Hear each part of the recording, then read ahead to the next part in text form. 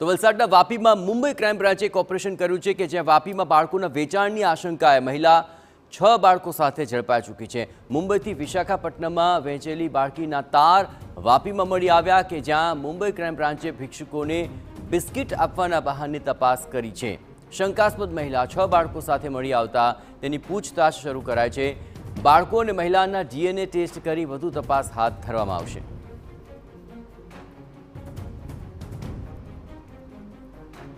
તો શું આ 6 બાળકો આ મહિલાના છે તે આશંકાને લઈને તેની પૂછપરછ થઈ રહી છે અને જરૂર પડશે તો તેના ડીએનએ ટેસ્ટ કરીને પણ તપાસ હાથ ધરાશે।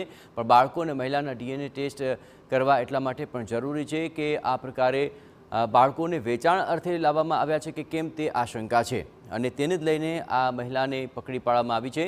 વિશાખાપટ્ટનમમાં વેચેલી બાળકીના તાર વાપીમાં મળી આવ્યા અને એ જ આશંકાને લઈને આ તમામ ગતિવિધિઓ હાથ ધરવામાં આવી છે। ભિક્ષુકોને બિસ્કિટ આપવાના બહાને આ સમગ્ર મામલે તપાસ હાથ ધરાય જેમાં આ મહિલા 6 બાળકો સાથે પકડી પાડવામાં આવી છે અને આ સમગ્ર મામલે વધુ વિગતે વાત કરવા જોડાઈ રહ્યા છે ટીવી 9 સંવાદદાતા અક્ષય કદમ। અક્ષય, આશંકા શું છે અને તેને લઈને શું તજવીજ?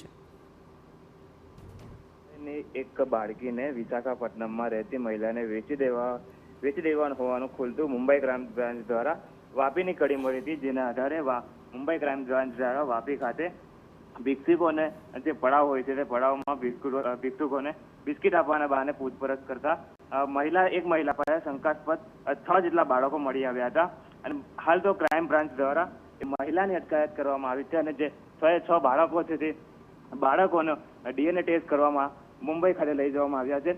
હાલ સમગ્ર બાબત જે છે તે ડીએનએ ટેસ્ટ જે રિપોર્ટ આવશે તે બાદ જ બહાર આવશે।